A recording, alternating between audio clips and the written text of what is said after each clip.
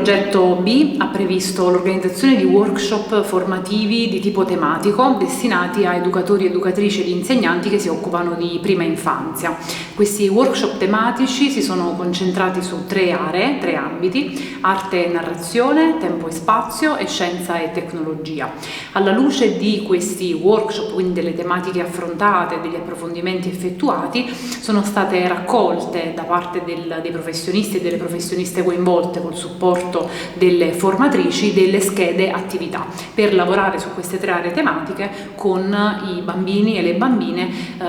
divisi per fascia di età. Queste schede tematiche sono poi andate a far parte del cosiddetto Gender Toolkit di progetto, ovvero uno strumento didattico utilizzabile da educatori, educatrici ed insegnanti che lavorano con bambini e bambine tra gli 0 e gli 8 anni. Nel toolkit sono presenti approfondimenti tematici sull'educazione di genere, sulle aree tematiche appunto in questione, spunti di tipo metodologico e appunto le schede attività. Il Gender Toolkit è stato uno strumento che nasce da questo lungo percorso e che contiene tutte le attività co-create insieme alle insegnanti, alle educatrici e agli educatori e che riguardano le 3 aree tematiche. È un piccolo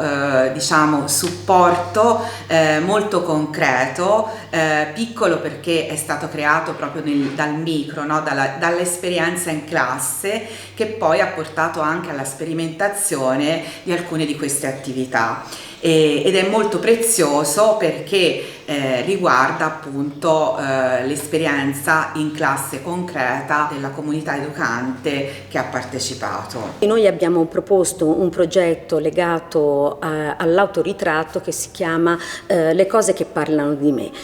L'autoritratto è un'attività abbastanza classica all'interno della scuola dell'infanzia, però siccome noi non siamo solo una faccia, ma siamo anche dei pensieri, dei sentimenti, delle cose che ci piacciono, delle cose che non ci piacciono, abbiamo lavorato con i bambini e con le bambine alla costruzione di un ritratto metaforico, cioè di un ritratto che non fosse un viso da disegnare, ma fosse costruito con oggetti, con foto, con disegni, con rimandi di quello che parlano di me e di quello che mi piace. Successivamente abbiamo proposto agli altri bambini e alle altre bambine di altre sezioni i ritratti che erano state fatte in una classe per indagare se questi oggetti avevano una connotazione stereotipica legata al maschile e al femminile, oppure se c'erano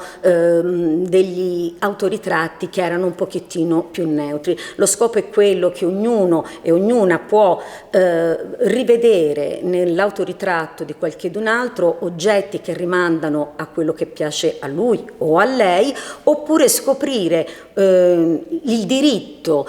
di farsi piacere delle cose che magari qualcuno dice sono cose da femmine o cose da maschi. Siamo arrivati alla formulazione di un percorso di attività da realizzare all'interno della scuola primaria. Il percorso ha come obiettivo principale quello di andare a smontare, a decostruire gli stereotipi di genere che sono particolarmente presenti non solo nell'immaginario, nel bagaglio culturale che i bimbi e le bimbe ci portano a scuola, ma purtroppo continuano ad essere abbondanti anche all'interno dei libri di testo. Si continua a parlare nei libri di testo di storia dell'uomo, di evoluzione dell'uomo, e soltanto in parte marginale viene rammentato il ruolo della donna, magari per ciò che riguarda solo ed esclusivamente la vita quotidiana. Quindi le nostre attività si sono sviluppate da un lato proprio a partire dal cercare di far riflettere i bimbi e le bimbe che la storia dell'umanità non è fatta soltanto di uomini, ma c'è stato un contributo decisivo anche da parte delle donne. Questo anche attraverso delle attività esperienziali, ad esempio la storia fatta all'interno dei musei. Abbiamo elaborato un'attività con il confronto tra 2 musei, in modo particolare appunto abbiamo messo a fuoco il periodo preistorico, quindi mettendo in evidenza un museo dove lo stereotipo dell'uomo cacciatore, dell'uomo artigiano, mentre invece nelle raffigurazioni la donna appunto viene vista solo ed esclusivamente come madre, e un altro museo dove invece appunto insomma la donna ha ben altro ruolo e appare appunto insomma come figura emergente all'interno delle comunità. Questo per far sollevare una serie di domande ai bimbi del perché di queste differenze e per arrivare poi a concludere che il sapere non è neutrale, ma che vuoi nell'allestimento di un museo come anche nella scrittura di un libro di testo c'è sempre qualcuno che va a dirigere i lavori, che quindi dà un certo tipo di impostazione.